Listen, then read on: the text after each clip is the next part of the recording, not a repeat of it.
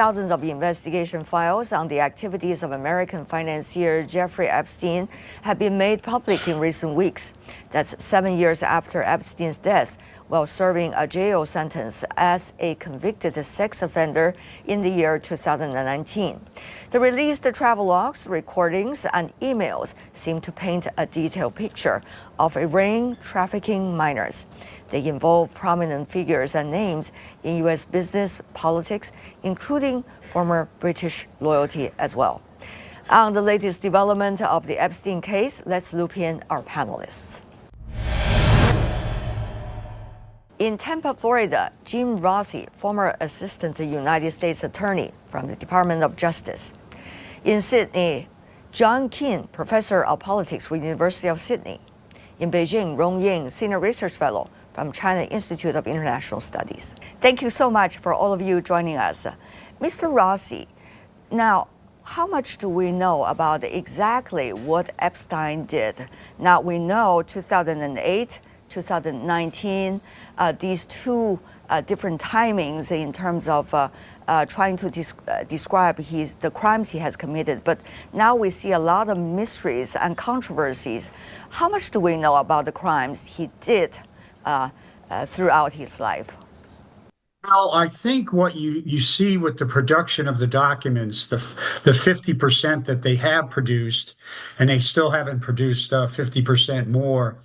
What you see is over many years and 2 decades, Jeffrey Epstein had a scheme with Ghislaine Maxwell and others to traffic in young females under 16, some as young as 13, and they would exploit and use and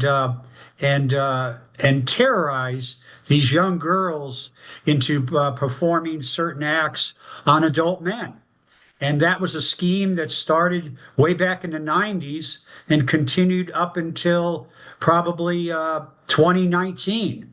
And then he was charged by the federal court in the U.S. Attorney's Office in New York City. So what evidence do we have? We have the disclosure of the documents that there was a lot of communications with these unnamed men. And there was a lot of communication between Ghislaine Maxwell and some of the females that were involved in this conspiracy. So that's the evidence. How much a fine line shall we draw between conspiracies, suspicions, and fact-based, evidence-based conclusions at this moment? Based on the production of documents to date, videos, emails, and other documents, we have a lot of suspicions, as you say, speculation. As a former prosecutor, to bring a case of conspiracy against any of the individuals who may be involved that have not been released, you need a lot more evidence today to charge anybody. The second thing I want to point out is a lot of the activity is very old. It's over 5 years old, 10 years old, 20 years old. And in the federal system in the United States, you can't charge somebody based on an old crime unless it's murder or something like that. But for sex trafficking, if you go beyond 5 years, you can't bring any charges. But to answer your question, based on what is produced, we have a lot of suspicions, we have a lot of speculation, but we don't yet have hardcore evidence, solid evidence to bring charges. On the other hand, we have already seen the courts have ordered the release of additional grand jury materials and transcripts, including the cases involving Epstein in earlier cases, as we mentioned, 2008, 2019. Meanwhile, we also see that the court has ordered his longtime associate to testify, and yet the latter has refused at this moment so far. So how much the difficulties and challenges as a result are we seeing, Mr. Keane, in the investigation of Epstein's related crimes. We are just talking about this individual first before we go to others who have been, in one way or another, associated with him throughout the years. Mr. Keane. The difficulty is to piece together particular documents, and we are aware that there are already restrictions on what can be released, heavily redacted names, for example, which I hope the American Congress begins to name the names of men whose names have been redacted. We know as well that the names of survivors, for example, of the sex trafficking crimes, are not fully available. There are restrictions on national security. Any material on harm to children, for example, is also prohibited.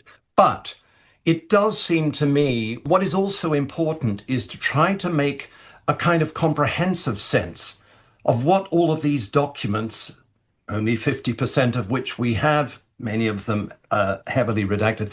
What do these documents tell us about politics in the United States?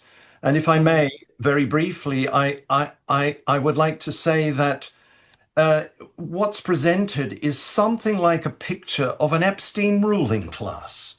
It's a shocking phrase. It's a group of moneyed and very powerful people who network very closely. It is a bipartisan matter. It's not a question of Republicans versus Democrats. There are diplomats, there are professors. This is a jet set whose pheromones, so to say, are activated by knowing the whereabouts of various people. It is a rootless group. It wants edge. The moneyed want to know what the intellects are saying, and the intellects need, of course, money. They have their disagreements as a group.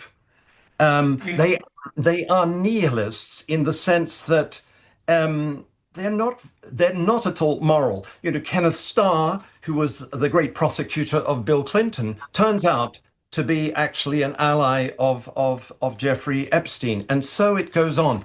What happens legally next will be shaped by the political meaning and the ethical meaning of this entangled large group of principally men who are corrupt to the bones.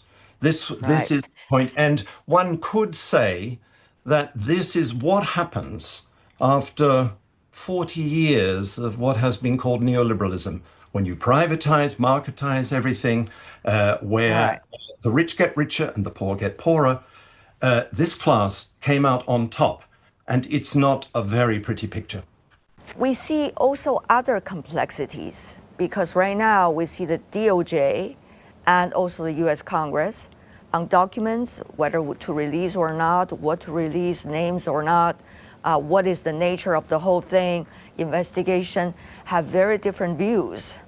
How do you see the relations between the two at this moment being played out in terms of impacting the nature of investigation and the capabilities of investigation about Epstein, this person himself, and what he exactly did? Right now, you have two entities that are fighting each other. The Congress wants, for the benefit of the victims, and this is a very good question, Congress wants, for the benefit of the victims, full disclosure with limitations of those individuals who were discovered to have participated or associated with Mr. Epstein at his island, his home, or wherever they were having this conspiracy. And then you have the Department of Justice, which is fueled by the interest of Donald Trump, acting through his Attorney General. They're fighting the full disclosure. And the major reason, I think, is that there are names in those files that have yet to be disclosed and that are in the redacted version that have been disclosed. There are names that they don't want revealed because it could be embarrassing to the administration or to the individuals who are listed in those documents. So you have this tension between Congress's right to pass a statute for full disclosure and the Department of Justice, which is fighting tooth and nail to prevent full disclosure. And how is this going to be resolved? It'll probably end up in the courts, and you may have contempt proceedings. You may have impeachment proceedings. It's going to be a hot mess, a hot mess. And of course, this year is the political year for midterm election in the United States. But I heard you very clearly, Mr. Keene, that it's not just about Republicans versus Democrats. It's a lot of things going on at the moment. So whether this investigation can be fairly done, are you confident about that as an observer? Not especially, I have to say, because, again, the bigger picture is important here. One of the consequences of the two Trump administrations already is the taming of the judiciary, the politicization of the Department of Justice, for example, and the quiescence of the Congress. One question that has been on my mind for some time is why Trump, initially prevaricating in the release of these documents, actually supported their partial release. And I think that, he's a very clever political animal. It's what the Germans would call a wooden duck strategy. You allow up to several million documents to be put out there and to be widely discussed and globally discussed. It takes the heat off him. And it helps him in his strategy of what I call weaponized nonsense. Trump says many things that don't make sense, and this is part of a broader strategy. So politically, how this will pan out in the midterm elections is unclear, or so it seems to me. Adding another layer of complexity, Mr. Rossi, we have seen some of the names being mentioned in the documents being released. Now, I don't know how authentic these documents are, whether the documents could really prove one thing or another, but certainly some of the names we've already seen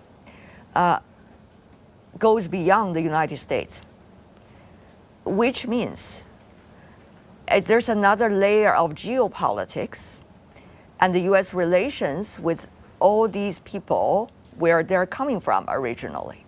How do you see this layer adding up to the overall myth, controversy, conspiracies, rhetorics, political fights, and even geopolitical fights? I think there are a lot of individuals in many countries throughout the world, England, you name it. There are individuals who are alive today who are praying that their name is not going to be revealed in the documents that have been redacted or in the 50% that has not. And it goes to what Mr. Keene said. Mr. Epstein, back in the 80s, was a con artist, a fraudster extraordinaire. And he used his money to make contacts with everybody in many countries. And he invited him to his island, he invited him to participate in what he had a predilection for. So it's not just Prince Andrew. There are many other politicians in many countries and public figures or businessmen who may be in those files, and they're praying that their names are not going to be revealed. Mr. Rossi, once again, back to you. How much do you think in the public sphere, besides the anger, clear line is being marked by what is evidence, what is emotion, what is sentiments, and what is the real investigation of the crimes? How much of attention is being put on sentiments and emotions? How much really efforts is there for the real investigation and finding out the details the facts related to people's suspicions? We have conduct that is many, many, many years old, and it's conduct that is affiliated with certain individuals, Jeffrey Epstein, Ghislaine Maxwell, and all these conspirators who are in these draft indictments. But we have to be careful. The law in the United States imposes a statute of limitations. You have to bring charges within a certain time. If I rob a bank today in the United States, I have to be charged in 5 years. If I commit drug trafficking, if I sell drugs, I have to be charged within 5 years. So there are a lot of crimes that have been committed possibly in this whole affair, but they may be too old to charge. What do the victims want? They want political leaders to reveal conduct that should have been investigated and charged years ago. That's their main goal here, is to just have the public realize that these victims, their voices were not heard. Their voices were ignored. They're entreaties to the police and law enforcement. They were discounted. They just want to be heard. They know that the charges may be too old, but they want the public to know this should never happen again. We should never allow or condone a Jeffrey Epstein type person to do what he did. That's the goal of the victims, in my view. Now, Mr. Keene, knowing what we know today so far, how much do you think, since you talk about journalism a lot, that journalism is also responsible for letting the public trying to identify the most important stories among all?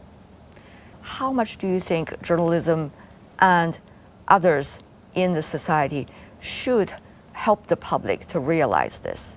And of course, as a result, putting pressure on the justice system and also the political system to react to the problems. What we're witnessing, it seems to me, is a whole episode of revelations, thanks to both official platforms, but also social media platforms that do investigate. What's being revealed is this these symptoms of the decline of empire. It's very disturbing, and of course, the victims of the 1,000 or so women and girls who were victims of the Epstein racketeering and Ghislaine Maxwell's racketeering. Of course, their voices must be heard. But there's a more serious matter here about what these documents tell us, it seems to me, about the decline of American democracy and its commitment to accountable representative power. What we see from these documents is that journalism badly let down the citizens of the United States and other countries. Mr. Rong, how do you as an observer, looking at what is going on over there, what is your takeaway? Simply, you can put it as a kind of money, power, and corruption. So following the case, the Epstein case like that, certainly resonate a lot for Chinese and for me personally, that why that happened. And you can definitely, I think, have different, so draw a lot of conclusions. But the most and important for me conclusion is the system, the institution, it seems that are not working as effectively or efficiently as we believed. The scales and the scope of this case and the ways that has been revealed and under investigation is very much complicated. Of course, as the co-panelists have been debating, it can argue in a legal way, it can argue in a political way. But for me, is of course, it's very much related to the sort of the debate or the tension, how the tension Right. between the legal argument and the political argument is going to be worked out. And so far, I think I'm not a kind of a conspiracy buyer, but I would very much interested to see that what would be coming out. This last the point is that I'm very much dismayed and disturbed by the facts, by the evidence that have been revealed. So this is really, I Right. think, more than a kind of a case of scandal. It's really a touch upon the root causes of the system: legal, political, moral, and social. Yeah, I guess Mr. Rong is one of those very typical observers from outside the United States looking at what is going on, the difficulties of investigation, the difficulties of revealing the information, the protection of those who are, the victims in the already known crimes. And the politics involved here, how do all of these wave together? What have we known so far about what needs to be changed or improved or altered in the system, so to speak? I worked for the U.S. Department of Justice for almost 30 years. I worked under 10 attorney generals. The president appoints the attorney general with the blessing of the Senate. But once that attorney general is appointed, she or he needs to act independently. There should be a wall between the activities of the U.S. Justice Department and the White House and the House and the Senate. And the reason for this is when you apply the law to the facts as a prosecutor, and I did that for almost 3 decades, you have to do it without any fear or favor. You have to do it without any bias or prejudice. And you just have to call it like an umpire in a baseball game. And that is the bedrock. That is the bedrock that is our judicial and legal system. And the sad part today, as I speak on this panel, is that I cannot say that the Department of Justice is prosecuting or investigating individuals without bias or prejudice. It's gone off the rails. It's lost its moral compass, and it's very sad. Now, Mr. Keene, on the other hand, what do you think are some of the major institutional takeaways so far we could have out of the evidence or facts that the public have seen? How to build institutions politically. This will that prevent organized lying, led by the master liar who, Epstein took credit for the fact that the sun rises every morning. How to build institutions. I call this kind of democracy the need for a much stronger form of monitory democracy. Mr. Rossi is right, an independent Department of Justice, investigative journalism, a Congress, a parliament that stands up to the executive. I'm afraid that one of the lessons of these documents so far is the extent to which the Democrat-Republican divide has been corrupted, and the task of politically rebuilding governments at all levels that are honest, that do not lie, where representatives have the courage to admit that they are wrong and that they will change tack, that they don't engage in weaponized nonsense. I mean, all of this will take time.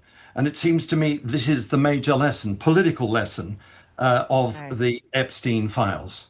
What is needed is the monitoring, the active monitoring, active forms of rendering power accountable so that, as the famous Jewish Dutch philosopher Spinoza said, the powerful learn that they are not able to make a table eat grass.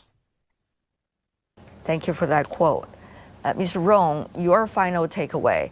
What do you think are some of the institutional problems clearly shown so far already? I would add one more. Possibly we can look at the social aspect where I think these personalities that are being involved tells or reveals that an area which we have not been should be do more. I mean, as the Chinese say, never late to mend. That since they are public, a lot of them, I mean, those implicated or those that are being, revealed, a lot of them are public figures. So being public figures, they're supposed to have a higher moral sort of standard.